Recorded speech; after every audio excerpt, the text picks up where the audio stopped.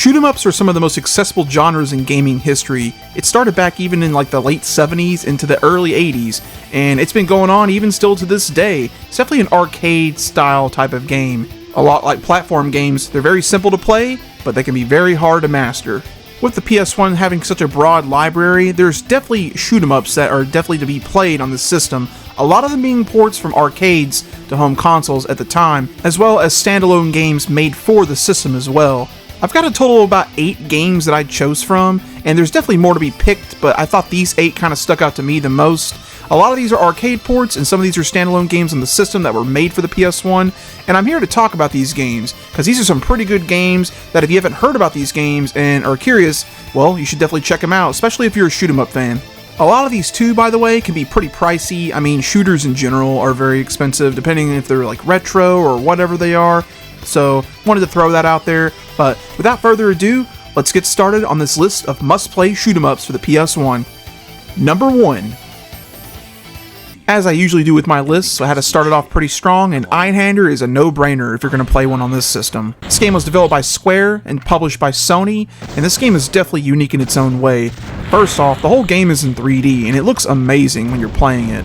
But you have a choice of a few ships that you can choose from at the beginning of the game before you start, and the cool gimmick with this game is you get cannon power-ups and stuff like that. You can rotate them from bottom to top, and it really has some good advantages against some of these enemies, because this game is pretty tough, just like any other shooter, but the game is also very, very fun and just cool in general. It's cool that Squaresoft actually made stuff like this, because mostly they just made RPGs, but they took a liberty of making a very good shooter here, and it worked very well. I actually bought this game on Facebook Marketplace back when COVID was happening, and I only paid $40 for it, and the guy knew too he was selling me something kind of pricey. This game goes for over $100 easily all day long, and yeah, it's a pricey game, and unfortunately, I didn't see it on the PS3 store unless I just overlooked it, so I think it's only on the PS1 still to this day if you want to play it. Iander though, play this one any way possible. It is an absolute great game.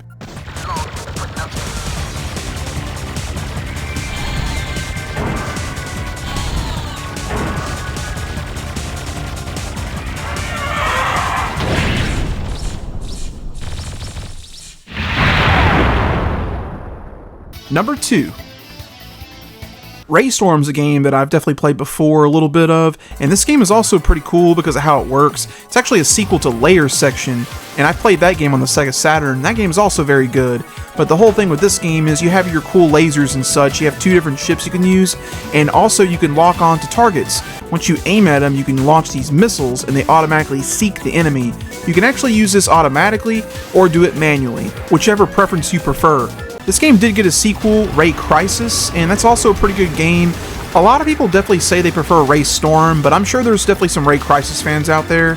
The great news is this game is accessible today. You can actually buy this on the collection on the Switch that has this game and Ray Crisis for only $20 digitally. If you don't want to go the Switch route, you might be able to get this on PS3, and I think the 360 store is closed, so that's kind of out of the question. But check the PS3 store, it's probably there as well. And it's on other systems too, like the Sega Saturn, but it's just as pricey as the PS1 game. It's over like $60 or so. Taito used to be a very good developer back in the day. Raystorm is one you want to definitely check out. It's very fun.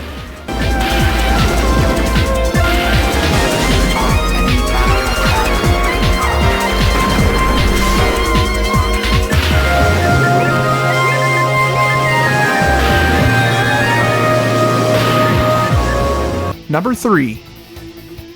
What kind of list would you not have if you had an RType game on here? RType Delta came out on the PS1 in around 98 to 99, and I am actually very bad at this game. I've never actually been good at the RType games. They're very fun to play, but pretty much if you haven't played an RType game before, you're in a little spaceship, and the cool thing about this game or game series is you get these add-ons you can add on to your ship, and they can shoot backwards, vertically or horizontally and all over the place. And when you keep stacking all that stuff like you would in any other game, in this one though, you just become super powered. The biggest issue with this game though is the accessibility. It's only on the PS1, and this is one of those expensive games. It's almost $200 plus, give or take. Despite its price though, this game is pretty darn good. It's a very good visually, gameplay wise, and everything. So if you're an RType fan or a shoot 'em up fan, check this one out.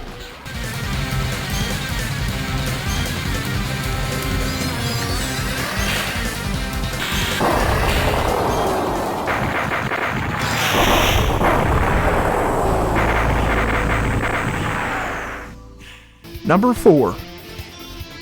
In the Hunt, another game developed by Irem, just like RType Delta, and this game is a submarine game where you're underwater and doing shooting and stuff. This is actually not auto-scrolling though. You move around at free will, but as you move, there's all kinds of stuff that gets in the way, and you can shoot above, below, across, all of it.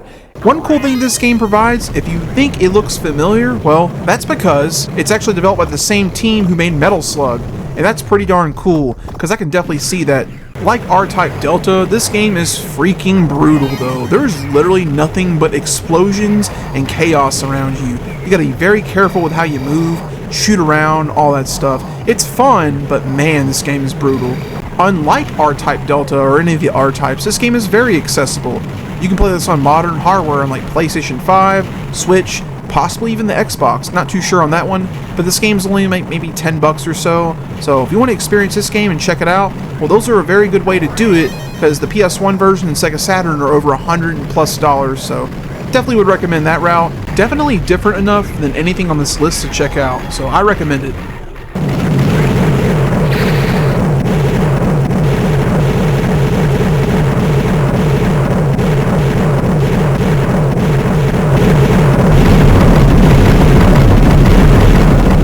Number 5. Darius, another game developed by Taito, and it was released in 1997 for the PS1.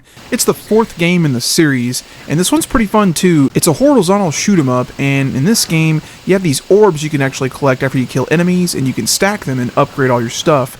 And the formula is the same, just like any other game. Get to the end of the level, fight a boss, but one cool thing is you have branching paths, so it has a lot of replayability with that. You can choose where to go after you beat the boss. There's also this thing called beam dueling. The player can absorb a captured enemy to fire a powerful laser beam over a short period, which will instantly destroy nearly every enemy it comes into contact with. This game's definitely accessible though. You can play this on Nintendo Switch and I believe PlayStation as well, but if you want to play the original, you can. It's actually one of the more affordable games on this list. It's about $40 complete in box. Not terrible, but some people probably won't do that anyway, but wanted to mention that in case anyone was curious. If you're into horizontal shoot 'em ups instead of vertical, well, Darius or any of the Darius games, give it a shot and see what you think.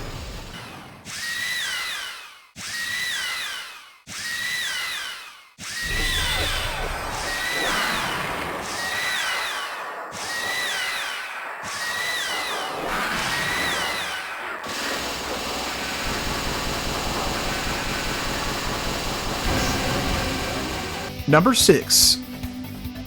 Thunder Force 5. It was developed by Technosoft, and it came out originally on the Sega Saturn in '96 in Japan, but we got it on the PS1 in '97. Unfortunately, the Sega Saturn people in America did not get this game, only PlayStation guys. This one definitely feels like the last few games we've talked about, but something about this game just flows really well. I really like the power-ups you have going on here. You can swap the power-ups with L1 and R1 in the top left menu, and these power-ups are just super cool.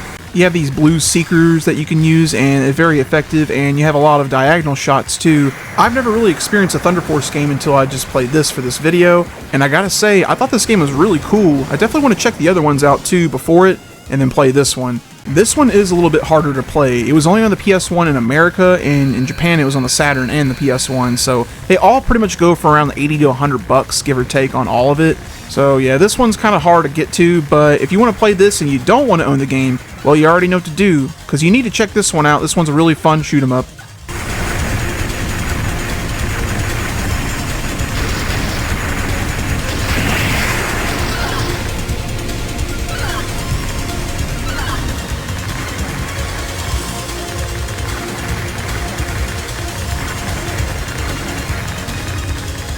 Number 7. Airra was a Japan-only release, and it was in '96 on the PlayStation 1 only, and I've actually mentioned this game before in a list video on my Japan must-play games, and if you haven't seen that video, definitely check it out. But Airra, man, this game is just a badass shoot-'em-up. I've said it before, I'll say it again. This game just plays fantastically. I kind of favor vertical shoot-'em-ups just a little bit more. I don't know what it is. I just kind of like the style of it, I guess. But there's some awesome power-ups. Takes a lot of ideas from Xevious, and you can shoot below you with your bombs, and you can lock onto them, and you can shoot like normal, and you have a screen cleaner. It's very basic and very fun, and the boss fights are also very good too. I won't even show it, but man, this game is so expensive. It's hundreds of dollars, and yeah, most Japan-only games are very expensive that are pretty good. But Airgrave is definitely one you gotta play if you haven't. And it's an awesome game, awesome time, great music, great graphics, and an absolute true gem to play on the PS1.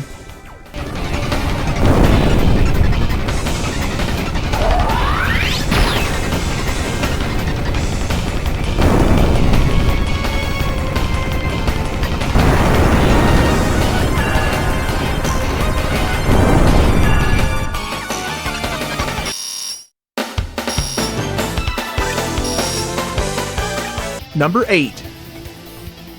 A lot of the games in this list are like sci-fi shooters or military or whatever. Well, here we go. We got a cute 'em up called Harmful Park, and this is definitely a bizarre game. The style for sure reminds me of games like Parodius. It's like what they call a cute 'em up, and this game is very, very fun though. It's a very easy shooter, and I like it though because I'll be honest, I'm not that great at shoot 'em ups, to be honest with you.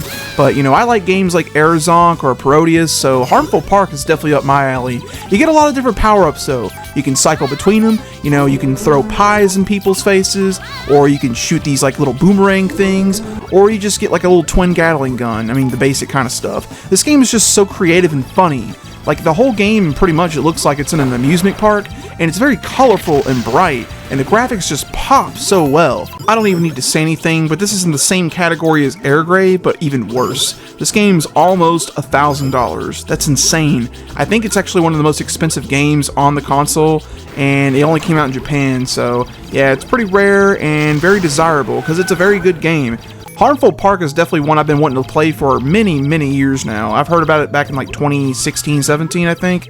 And I gotta say, it was very fun for the time I played it. So if you're curious and you want to play something that's a little different than everything else on this list, definitely check out this game. Harmful Park is definitely worth your time.